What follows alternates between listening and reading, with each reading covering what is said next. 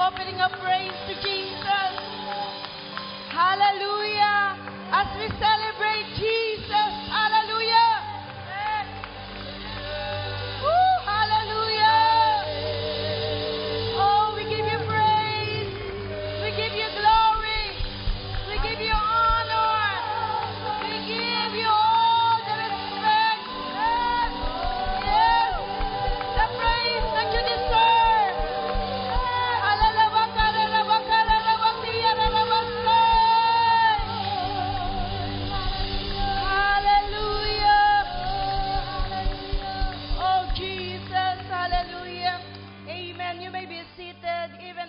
Before the Lord, amen.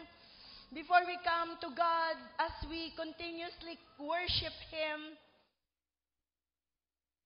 I just want to ponder on how the Lord wanted us really again and again to acknowledge Him, honor Him, worship Him through our worship Him and revere Him through our worship. We know from the very fact na now is October, and this is our anniversary month. It is just on November 5 that we are going to have the culmination of our worship to God. And our theme this year would be like Jesus who is reigning. And we are going to capture on the holiness of God. Holy, holy, holy is the Lord God Almighty. The whole earth is filled with His glory. Praise the Lord. And in as much as we wanted to worship the Lord, I initially wanted to share to you, as I remember, ito pong word na ito sa Malakay, no po? Ito po ay sa Malakay chapter 1. I just want to share this to you. Praise God. Malakay chapter 1. Praise God. Hallelujah. Sabi po rito, and I want to share to you about honoring God through worship. In Malakay chapter 1, verse 6, as we start, sabi po rito, a son honors his father, and a servant his master. If then I am your father, where is my honor? And if I am the master, where is my fear?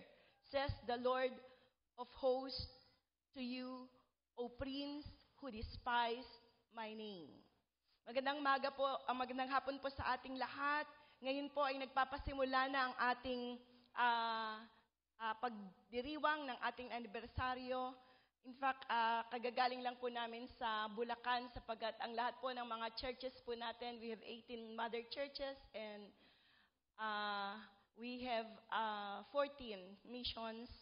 And mula po doon ay nagkatipon-tipon po ang buong Bulacan para po sa ika-30 taon ng anibersaryo. Nauna po sila ng konti dahil ngayon tayo po ay October. No? And with this, nais po natin kung saan tayo po ay magbigay ng papuri sa Panginoon. Tayo po ngayon ay nasa unang linggo ng Oktubre. At bago tayo makibahagi ng banal na hapunan, nais natin na lubos na salubungin ng Diyos. Wala na pong ibang pinakamataas na pagbabalik ng ating pong pasasalamat at pagkilala sa ating pong nagharing buhay, ang haring Diyos, ang Diyos na naghahari sa bawat isa sa atin, maliban na tayo po ay sumamba at magpuri sa Kanya.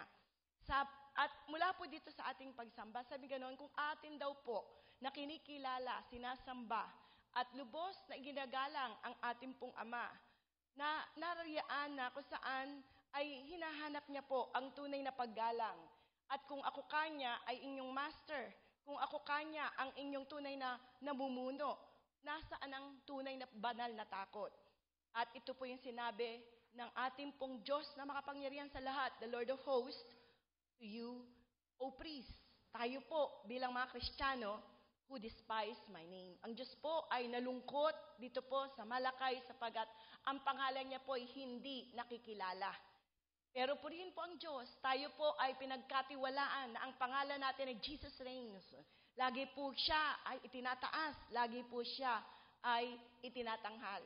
You know, sa Bible po, sa original Hebrew word ng honor, ito po yung greatest reverence, ay literally it is too heavy.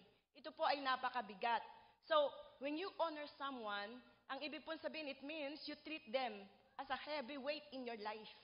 Pagka po ginagalang mo ang isang tao, at katulad po ng ating Panginoon na tayo po bilang Diyos ay mas lalo po natin siyang igalang, siya po ay heavyweight, mabigat ang kanyang dating. Meaning to say, mahalaga siya, someone of extreme importance, someone is of great significance, and someone who is huge. Malaki siya, He is the Almighty, He is not only supernatural, but He is really somebody who is majestic, literally the supremacy of our God.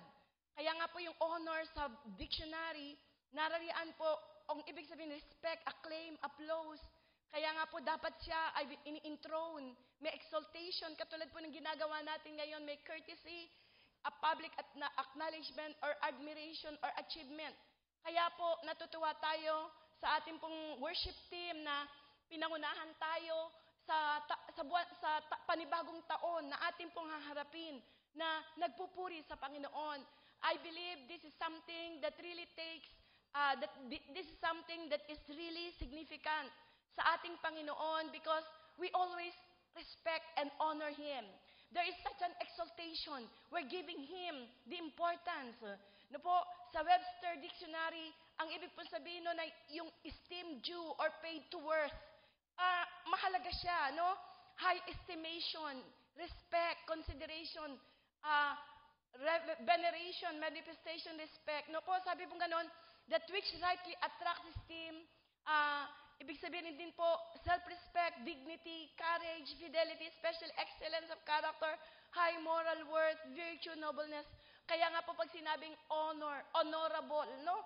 Ang tataas po ng ibig sabihin, nung pagka tayo po ay nagpupuri na at nagbibigay ng tunay na pagsamba sa Panginoon. Kaya nga po, ang ating pong pagsamba ay nagpapasimula sa tinatawag na pagbibigay ng paggalang. Pag ikaw ay nagbigay ng paggalang, narariyan po ito ay naitataas sa tinatawag na pagsamba. Hindi po pwede na igalang mo ang isang tao, hindi mo po pwedeng isamba ang isang tao na kung sana hindi mo siya ginagalang. Kaya nga po, worship is not about an attempt to entertain worshipers. Hindi po para kumanta lang tayo ng mahaba, hindi po para alalahanin natin yung mga dati nating kinakanta. Yung pong pagkanta natin ay hindi emosyon. Bagamat sabi ng Panginoon, bless the Lord, O my soul, and all that is within me. No? With my mind, with my soul. No, we can, of course, there is always an emotion when we worship God, but this is not only something that will steer your emotion. Worship is not an attempt to manipulate yung mga worshipers na, alika, sumamba tayo, and there will be a high praise, but yet, it is something that is not spiritual. It is something that is of the flesh, and the Lord knows it all. No? And it is not an attempt to manipulate your mind and your heart. Worship, mga kapatid, is not attempt to indoctrinate a person. Pero ang isa po sa mga strength natin sa pamilya natin, dito po sa Jesus Reigns, I would say, is that the Lord has taught us how to really worship. Kung paano tayo po'y sumamba, tunay nga po sa ating Panginoon. And we really love to worship. You know why? Worship is, first of all, an attempt to focus our attention on God. To focus our attention on God. Marami po, kahit kumakanta na, ang isip nasa labas pa rin. Pero you know what? A real worship is a worship wherein you are going to focus everything that is in you to God. And that is, mga kapatid, to honor Him. when you focus everything to God, you are honoring Him. Binibigyan mo siya ng halaga. Hindi yung pagkausap mo siya, nakatingin ka sa iba, o kaya nag-iisip ka ng iba, hindi mo siya pinapansin, ano-anong ginagawa mo. Mga kapatid, that is dishonor. And even if you are in front of the president, you should behave, of course. And there is a certain protocol, lalo na pagka sa mga royal family, no? And how much more when you are talking to the King of Kings and to the Lord of Lords. So, when we focus ourselves to God, when we focus everything, our attention to God, that is, we are honoring Him. When we worship. So, worship is focusing everything. Katulad sa bawat isa sa atin. And God wants to find a heartfelt attitude, no, of honor and respect toward Him. Gusto po niya yung pong mula sa puso, an attitude that recognizes who He is. You know, you cannot worship somebody whom you do not know, whom you do not have an experience with. You cannot worship somebody who is so strange to you that you really don't know what is the significance of Him being exalted. Ano ang po pwede kong mapala? Anong napala ko na siya ay dapat kong itaas? Dapat ko po siyang purihin, sambahin. Mga kapatid, the very fact that we have known the Lord and that we have known God, when we have accepted His proposal of love to us, nung siya po ay nag-propose ng pag-ibig sa atin, for God so loved the world that He gave His only begotten Son, that love. That is the proposal, and we accepted it. And then after that, we were transformed. Nabago na po tayo. Na iba ang ating buhay. And that's it. We know who is our God. He is the God who transforms. He is the God who changes everything, doing those things which are impossible possible. He is the God who heals, who answers prayers, who gives us peace, who gives us direction, who gives us wisdom, who turns our sorrows into joy. Yes, He is the God whom we know. Kaya sabi nga noon ni Pablo, I know whom have I believed, and I am certain that He is going to handle everything that I have entrusted unto Him. Now, when you worship God, mga kapatid, you find a heartfelt attitude of honor and respect toward Him. An attitude, you recognize who He is and how gracious He has been. Kung gaano po siya kabiyaya, hallelujah, hallelujah. There's so many things that we can testify. We can really declare how gracious God has been to us. How generous God has been, especially in this family, sa ating pong pamilya. And so, it is God's delight when we honor Him. Because worship is to quicken the conscience unto the holiness of God. Holiness because it is the number one attribute of God. And nothing and no one can duplicate that character. The holiness of God. You know, sabi nga po ni Pastor, nung nagtuturo siya kanina, sa Bible po, God is a God of love. Pero hindi sinabing, love is the Lord God Almighty. Hindi po sinabing ganon. He is full of mercy. Sinabi lamang po na divine. Dahil po yun ay banal. Sinabi pong God is giving us a divine love. He is a God full of mercy. Pero hindi sinabing mercy. Pero sinabi po divine mercy. Tapos siya po ay punong-puno ng tinatawag na grasya, divine grace. Pero nung pong tinawag na po siya, lalo tigit po sa aklat ng Isaiah, sa aklat ng Revelation, on the end, mga kapatid, in the future, how God really represent Himself and how God and how John have seen what will happen in the book of Revelation in the future. Every knee, every head, every town and every nation shall bow down before Him. And everyone will say, Holy, holy, holy is the Lord God Almighty. The whole earth is filled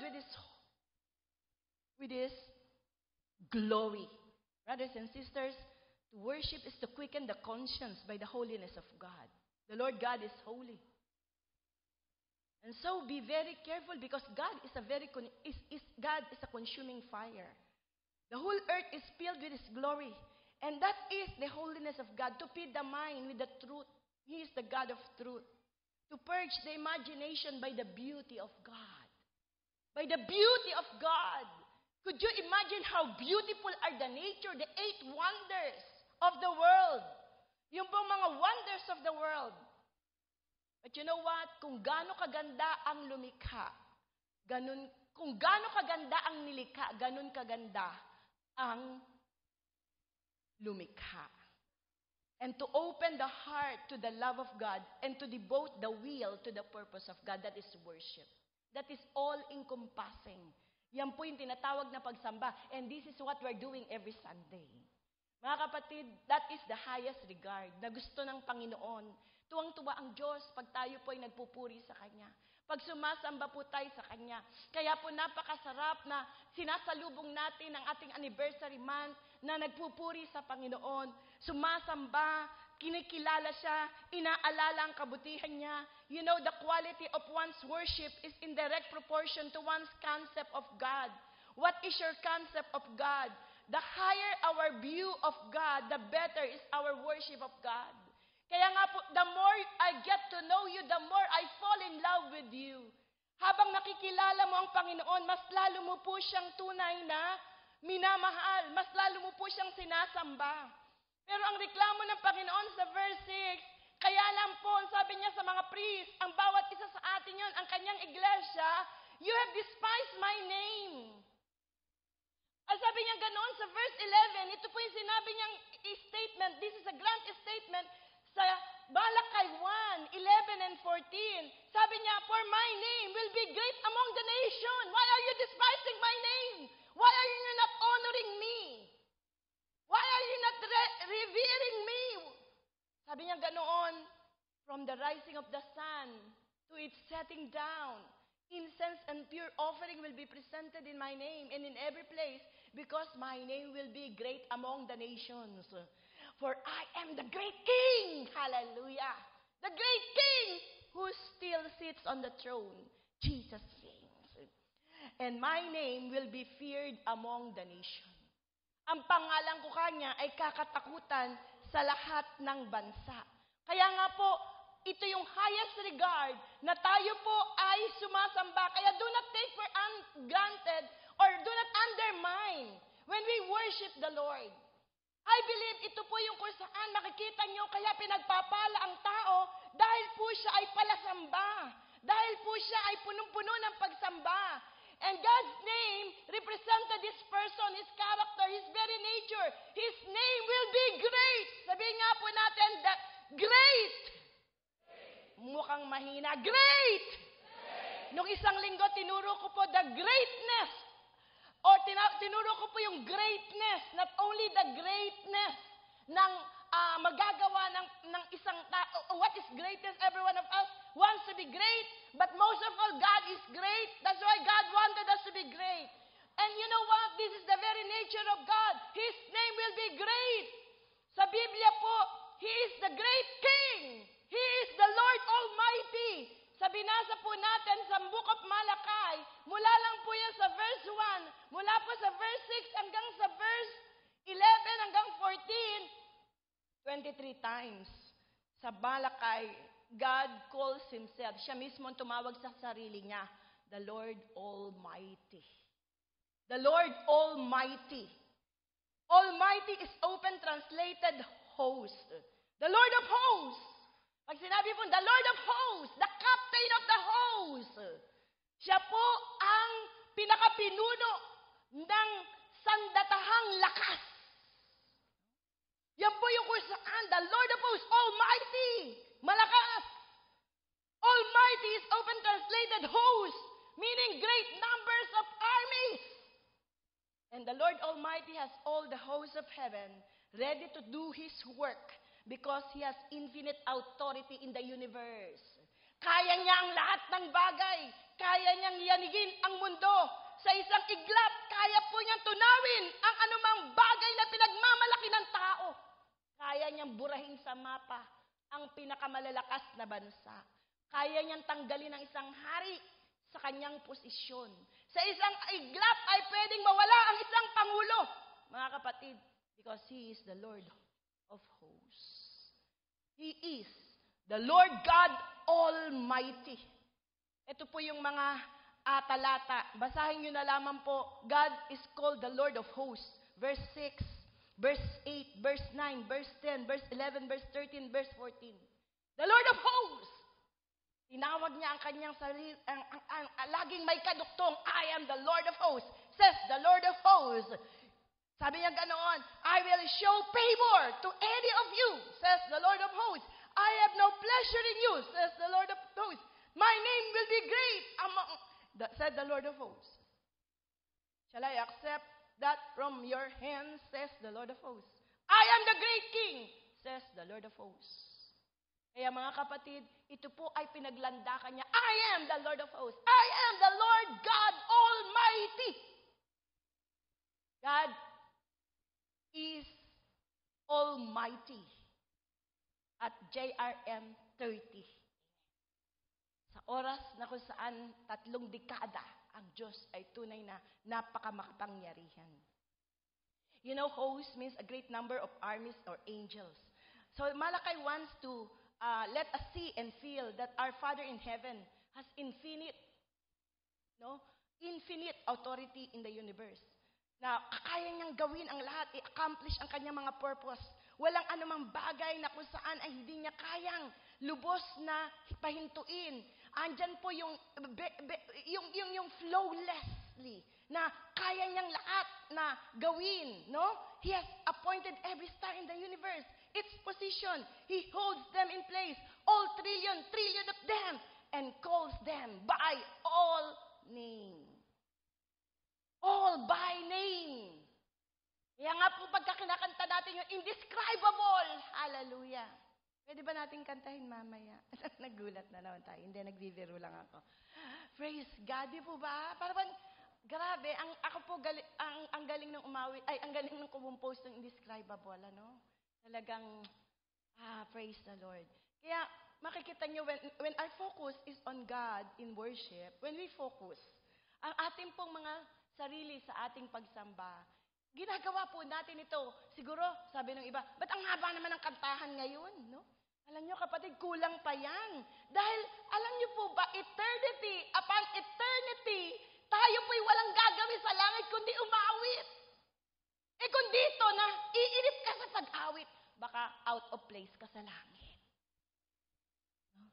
Pero alam nyo po, it is unstoppable. How could you ever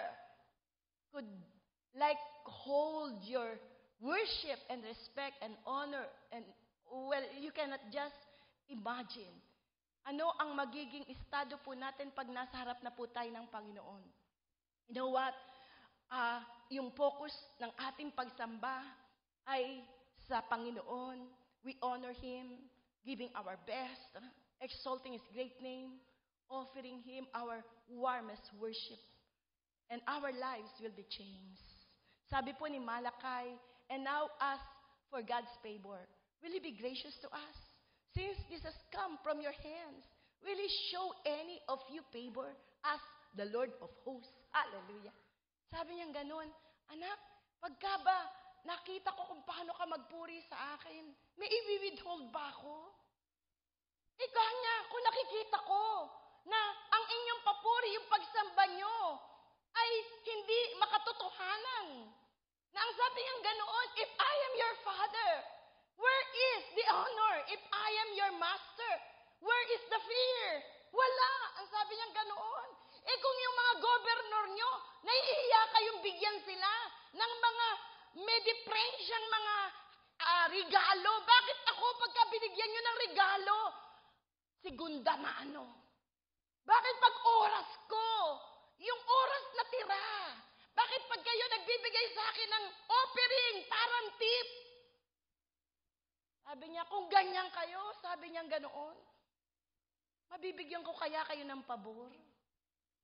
Pero sabi niya, pero pag ikayo ay sasamba sa akin, ako na makapangyarihan sa lahat, kaya kong gawin ang lahat, hindi ko kaya kayang ibigay sa inyo ang mga bagay na ito, says the Lord of hosts. Will not I favor you, says the Lord of hosts. For my name shall be called great, because I am the great King, says the Lord of hosts.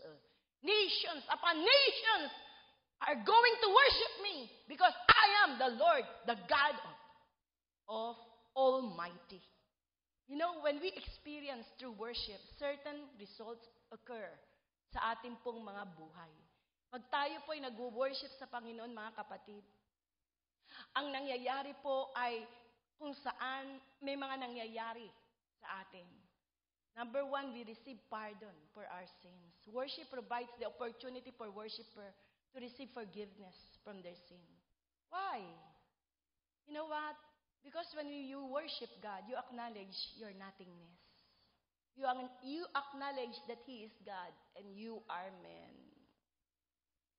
You remember si Isaiah? Kung tutuusin, major prophet, parang ang tingin natin talaga banal na yun.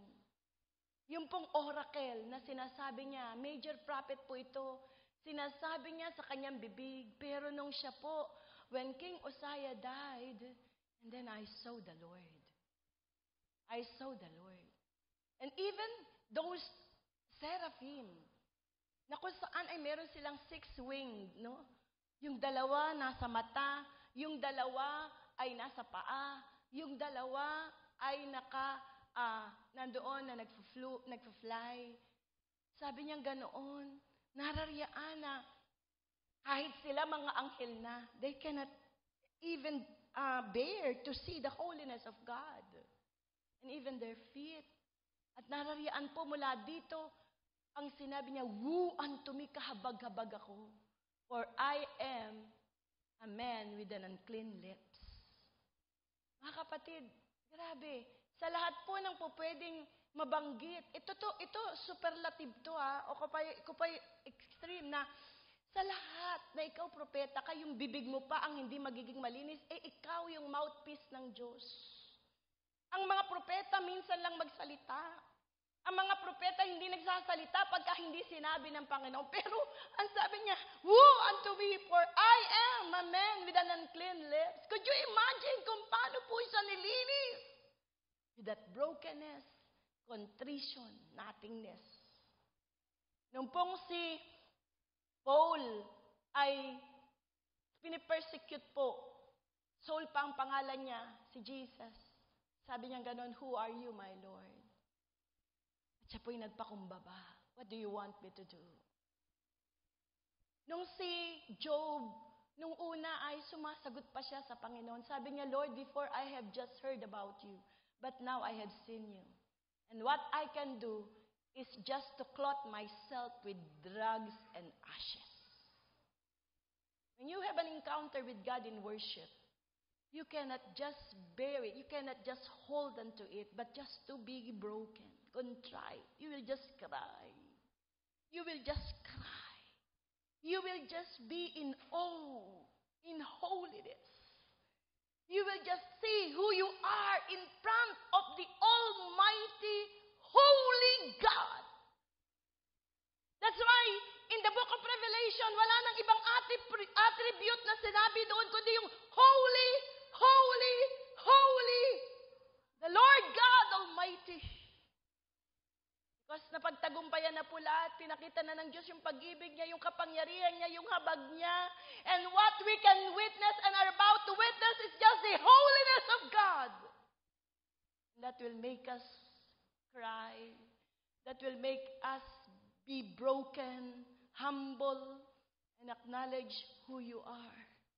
Walang po pwedeng itago sa kanyang banal na harapan.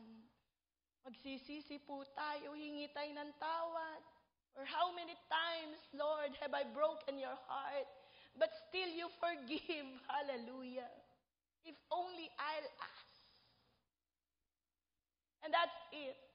When you come before the Lord. And then, When you come and worship, this is for our benefit, brothers and sisters. There is strength. Yung power for our weaknesses. Kaya nating magtagumpay. Worship provides the opportunity for worshipers to tap God's strength to come more and more under His control. Lord, I am weak, but you are strong. Lord, may limitasyon ako, hindi ko kaya, pero kaya mo. Pag nagpagkumbaba ka na sa Panginoon, nabasag na at nadurog na ang puso mo, hindi ka makapagpatawad. Lord, hindi ko kaya yon pero kaya mo. And that is not you. That is the beginning of God working for you. And then, there is the great strength. Hindi ko kaya na tumalikod sa aking bisyo. Hindi ko kayang tumalikod sa pagkakasala ko. Hindi ko kayang tumalikod sa kinakasama ko. Bawal yun. Pero, magagawa ko yun ngayon. Because you have an encounter with God. Nung dati, mga kapatid, narariyan na yung kahinaan na itinatago na tayo lamang ang nakababatid. Pero when you come and begin to come before the Lord, then God is going to turn those weaknesses into strength. And that He will be under. He will take over. He will be in control. And that is the beauty of when we worship God. When you just come before the Lord, at times, you will not just do anything but just to cry, but just to be in solitude, but just to contemplate and to evaluate and just to be open, just to be transparent, just a simple word, Lord, here I am. Just a word when you say to God, Lord, here I am. Just a word when you say to Him, Lord, I need you. Just a word when you say to God. When the Lord will come unto you and say, how are you? Then the Lord will be taking over. And that is the beauty when you know how to worship God. Mga kapatid, we experience peace for our anxiety. Lahat po ng mga bagay na kung saan ay nakakagulo sa atin. Ang sabing ganoon sa Psalms 93, the Lord reigns forevermore. He is exalted above all nations. You know, the floods all over the world, all over the earth comes. No? All of those floods. Ang sabing ganoon, the floods and the tides of floods is coming. And yet, in all of these things, mga kapatid, the Lord is higher than whatever wave. Jehovah is King, Psalms 93. He is drowned in majesty and strength. The world is in His throne. Lord, you have reigned from prehistoric times, from the everlasting past. The mighty oceans thunder your praise. You are mightier than all the breakers pounding on the seashore of the world.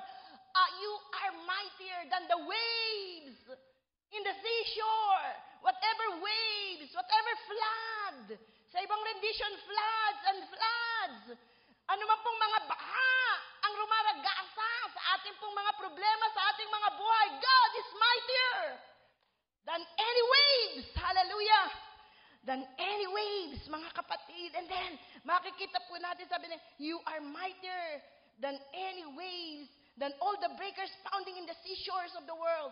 Your royal decrees cannot be changed. Holiness is forever the keynote of your reign. Hallelujah. The difference of all those who have sit on the throne and who reigns is holiness. Kaya tinatawag sila, Your Highness, Your Holiness. But you know what? There is no other holy. There is none that is holy except the Lord God Almighty. The Lord God Almighty, His name is holy. You know what? Ano man pong anxiety, it will bring peace when we come, when we worship. Worship provides the opportunity to experience, the opportunity for people to experience God's comfort. There will be peace. In your sanctuary, there is peace. There is joy. In your sanctuary, there is consecration. There is transformation. Hallelujah. And that is what's happening when we come before the Lord. And when we come before the Lord, we renew purpose for our days. There is a renewal.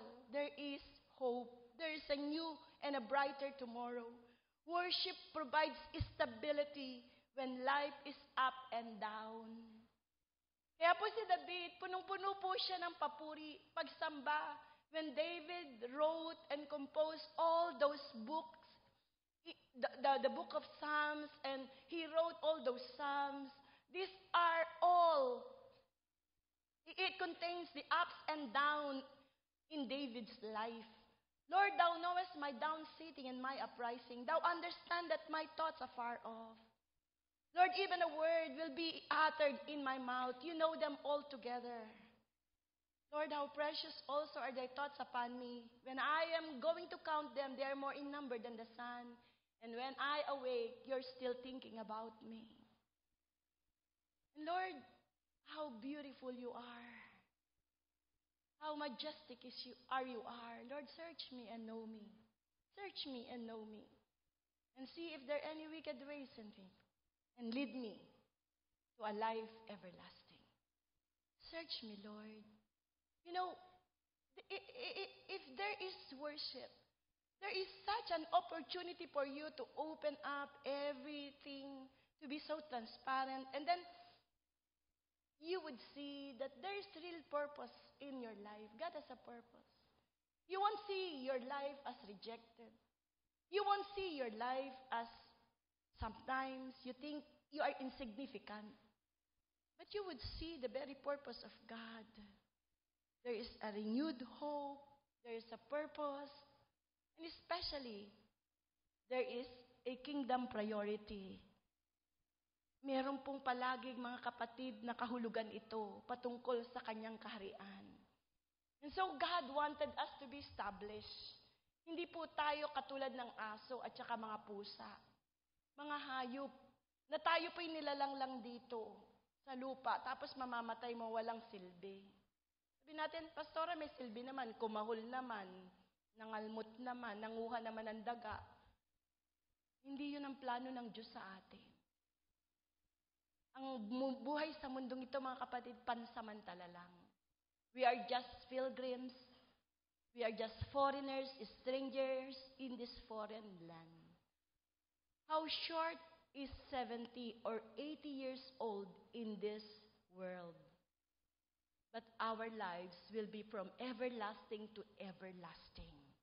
And that is when we take abode, when we come and when we dwell together with the King of Kings and the Lord of all Lords. Amen. Pagkasama na po tayo ng ating Panginoon. Together. Hallelujah. Amen. Let not your heart be troubled, says the Lord in John 14. You believe in the Father, believe also in me, says Jesus. In my Father's house are many mansions. I go and prepare a place for you, so that if it is ready, then I'll come back again. And I will get you, so that where I am, there you will also be. And you are going to take abode with me. And we will be together throughout eternity. Mga kapatid, there is a new sense of purpose, renewed purpose, when we worship the Lord. And so, as we partake of the Holy Communion today, you know what? The Lord wanted to be true, so true, to all of His words. That's why we always have this holy ordinance, yung banal na hapunan. You know what does it speak? Ito po ay covenant. Ang ibig po sabihin nito, tipan. Kada buwan, pag tayo po, sana nga linggo-linggo po, nagbabanal na hapunan na tayo. Yung pong tipan ito yung tipan, ito po yung pangako. Na ang kaibahan sa pangako ng Diyos, hindi po ito napapako. Kasi po, covenant. Ito po, divine covenant. Divine. Again, divine. Ito ho ay sagrado. At yung tipan niya, ang tipan niya ay kung saan, ang sabi niya, babalik ako para makasama ko kayo. Pero habang hindi pa ako bumabalik, lagi kayong salo-salo sa banal na hapunan. alalahanin ninyo ang aking katawan, alalahanin ninyo ang aking dugo, dahil yan ang sumisimbolo ng aking tipan, na kung saan ay ito po ay sealed. Ito po ay sinelyuhan ng aking dugo, ng aking katawan. Yung tipan na yan, sinelyuhan. Kumbaga po doon sa blood compact, kala Andres Bonifacio, yung KKK, dugo. No? Naglagay sila ng dugo. Yan, okay. May tipan tayo. Pero alam niyo po, ang ating Panginoon, buhay niya mismo ang kanyang binigay. Hindi siya kumuha ng buhay natin. Hindi. You don't need to give and you don't need to do anything. It is just to accept and to believe in Him. That's why, brothers and sisters, when we worship, this is not for God's benefit. This is for our benefit. Sabi po rito, worship is not for God's benefit. It is ours. Ito po ay sa atin. If you leave the church with your faith is stronger, your hope brighter, your love deeper, your sympathies broader, your heart purer, with your will more resolute to the will of God, then you truly worship. Will you say amen to that? Come on, let there be praise in the house. Amen. Hallelujah. I repeat, it is not for the benefit of God.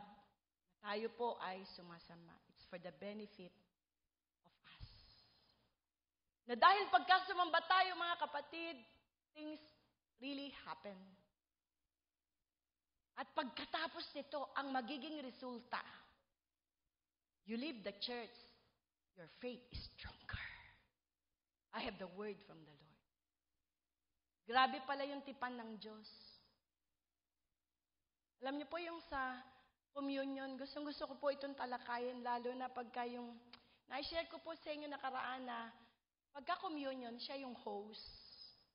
At pagka siya yung host, siya yung nangungumbida. Pagka siya po yung nangumbida, siya yung naghanda. Sabi niya ganoon, gawin niyo to ng mas malimit kasi you are commemorating me. And so, spiritually, siya po yung host dito. Tapos, naganda po siya. At gusto niya maging excited tayo. Maalala natin yung magagandang bagay na ginawa niya. Tulad po si Miriam Defensor, nung namatay na ngayon, inalala kung paano yung kanyang love life, yung mga pick-up, ano tawag doon? Pick-up points ba yan? Inalala yung kanyang mga academic excellence. Inalala yung ginawa niyang mga bill, yung mga everything, etc. And you know, people were so excited. Still, their president is Miriam Defensor. Pero come to think about it, pagka kunyari Holy Communion, sabi ng Lord, anak, alalahanin niyo ko, anong ginawa ko. And then ikaw, wala ka man lang excitement, parang wala lang na ritual lang itong ginagawa, wala isip mo, narariyaan na wala man lang paggalang, hindi ka man lang sumasamba, pinaghahandaan ito lagi. And that's something that will sadden, of course, the heart of God. Pero ang lahat ng ito gusto niya ibigay sa bawat isa sa atin kasi mahal niya tayo. Tapos lalo na pagka Holy Communion, kaya nga po ako, pag Holy Communion mga anak, sabi niya, huwag kayong, dapat special to eh. Every Sunday special, pero mas special pag Holy Communion. Kaya nga, alam nyo, nung unang panahon, pag Holy Communion sa mga simbahan, nakaputi. Nakaputi yan lahat. Tapos may belo pa dati. Kung titingnan nyo yung mga picture nung unang panahon. Tapos yan talagang yung best dress. Kaya ang tawag Sunday dress. Pero paano pagka nagsisimba tayo? Lalo na pagka-host ang Panginoon, kinumbida ka niya. Tapos di mo man lang pinaghandaan. Gusto niya ipakain sa iyo yung fresh manna from heaven, the Word of God. And then, kumain ka ng junk foods. Yung junk foods mo kagabi hanggang 1:00, 2:00. No? Kakapanood ng kung ano yung gusto mong panoorin. Hindi nakaka-edify. Kakatingin ng mga balita ng mga kaibigan. Kinain nila sa kung saan pumunta, anong ganyan, sa Facebook. At hindi natin pinaghahandaan. Pagdating mo, ano mangyayari? Antok ka pagdating sa service. Lalo 3:00 pa, inaatinan mo yung 1:00. Sabi mo sa katabi mo, hindi ikaw yun. Ako excited ako, bahala ka. Okay. Siya nga pala po, that's Isaiah chapter 6. No? Hindi ko kayo tatakutin. Sa Isaiah chapter 6, yung team natin, Holy, Holy, Holy is the Lord God Almighty. Isaiah chapter 6 yan, verse 3. The whole earth is filled with His glory. Alam niyo mga kapatid, sa verse 13 yan, verse 14, yung dalawang huli. Sabi niya, pero, sabihin mo ito sa kanilang lahat, pero huwag kang mag-alala. Merong 10% na magiging remnant. Hindi sila magiging katulad ng mga tao na nasa mundo. Mga kapatid, 10%. Ako po, kinabahan ako doon. Pero, saka na lang po natin pag-usapan yun. Marami na kung saan ay may Holy Communion. Tapos, ang Lord, pag-usapan nyo naman ako. Pero, wala. Kaya mga kapatid, hindi tayo talagang sumamba. Marami pa po tayong gustong gawin, pero yan lang po natin na i-dwell natin ito sa Panginoon, sa ating pagpuri sa Kanya. Yung pananampalataya mo lalakas, yung pag-asa mo magiging mas maliwanag, yung pag-ibig mo lalalim. Lalalim. Dati galit ka, ngayon hindi na, konti na lang. Tapos isang worship pa yan, ubus na yan. Natutunaw na. Hello? Sabi mo, natunaw na yung galit mo. Sabi mo sa katabi mo, okay. Nakapagpatawad ka na. Amen. Ito pa susunod. Your sympathies broaden. Magiging mahabaging ka na. Amen. Sabi mo sa katabi mo, maawa ka na. Ayan, no? Tapos, your heart purer. Amen. Puro ang puso. Amen? O sabihin mo rin niya sa katabi mo. Tapos sasabihin niya rin niya sa iyo. Your heart purer. And also your heart. Parang, the peace be with you and also with you. Okay? Your heart purer. No, magiging, oh Lord, sabi nga noon, the heart is deceitful of all things. Who can ever know it? And with your will, more resolute, you make a resolution to do the will of God. And when these things happen, you really worship God. Tayo po ay tunay na sumamba sa ating Panginoon. And so for all of these things, the Lord wanted us really to worship Him. But the bottom line of these things, mga kapatid, is real worship begins when you honor God. And when we honor God, it simply means that we know Him. You cannot honor somebody that you don't know. The second is, you really wanted, brothers and sisters, when you honor somebody, brothers and sisters, you really exalt Him. You wanted to lift Him up. Ipinagmamalaki mo siya. You're speaking, you're bragging about Him.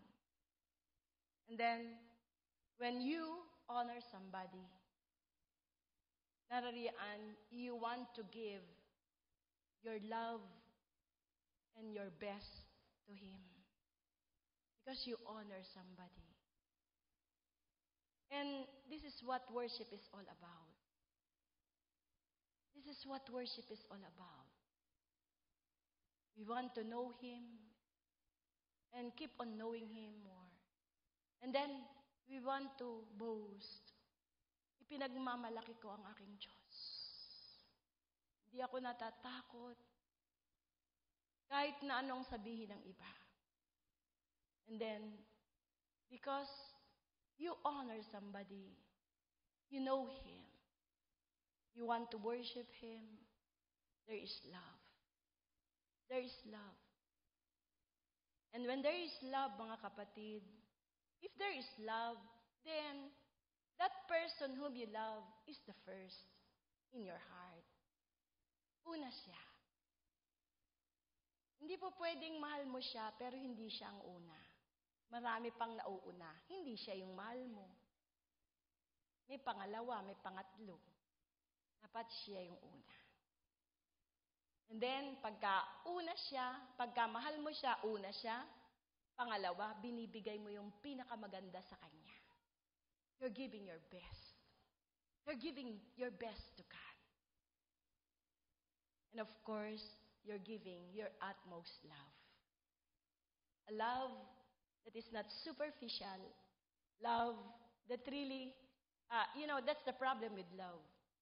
The problem with love is that, like yung kay Mary, parang she poured out everything. Ito po yung sabing ganoon ay poured out, ibinuhos talaga. No? And the problem with love is, you wanted to give more, but you have nothing to give. Wala ka nang maibigay. But you wanted to give more. Hallelujah. You know, that is most likely what we experience pagka po nawala na ang isang tao. Sad to say. Halimbawa po nung nawala na ang nanay ko, nandun na po siya sa Panginoon. Nasa harap po ako ng kanyang katawan at I love you. I want to give more. I want to say more. Kaya lang, wala ka nang maibigay, masabi. Siguro, marami ka pa rin gustong gawin sana. Kaya lang, hindi mo nagawa. Pero that is love. It is not because you don't love that person, but because parang you come into the limit of giving that love. And that is what love is all about. Love is unlimited. Na gusto mo pong ibigay ang lahat na iniisip mo. Pagka kunyari ikaw, abala ka, gusto mo, ano ba masarap, ano pa ba, ano pa makain natin, anong ihanda natin, ano pa, sige, ano pa, magsambi pa kayo. You want to give the best. Pero minsan, nakukulang ka na kasi limitado ka na. And that exactly, mga kapatid, the difference between your love and God's love. God's love is the extremity, the supremacy. Ibinigay niya na po yung sukdulan, yung pinakakayamanan sa langit. Binigay niya lahat.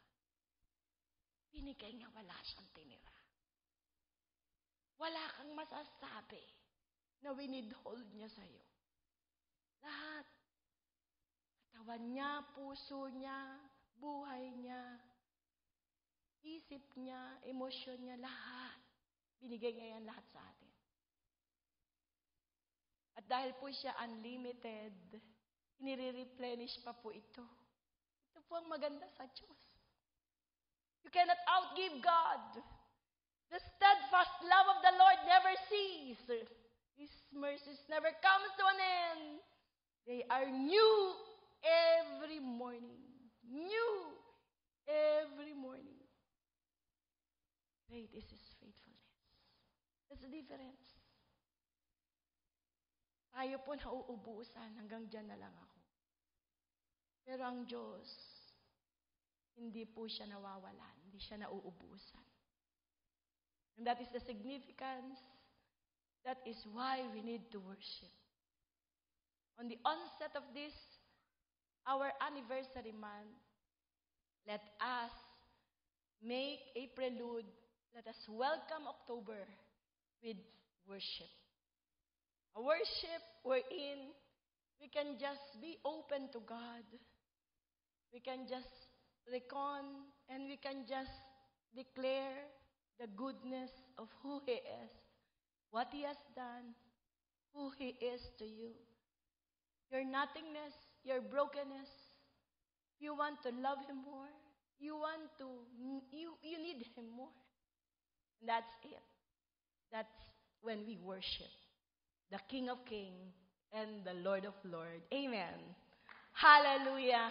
Praise be the name of the Lord. Jesus reigns. Hallelujah. Amen. Amen. Come on, let there be praise in the house. Amen. Shall we all arise? Tayo pong lahat ay tumayo. Hallelujah. 30 years has come and gone. But there's another chapter that awaits the Jesus Reigns Ministries family. And if there's one word that I wanted to utter to the King of Kings who reign in our midst, it's more than a worship, it's more than a song, but it is a heart cry. It is a worship from the heart, acknowledging that we will be needing Him more.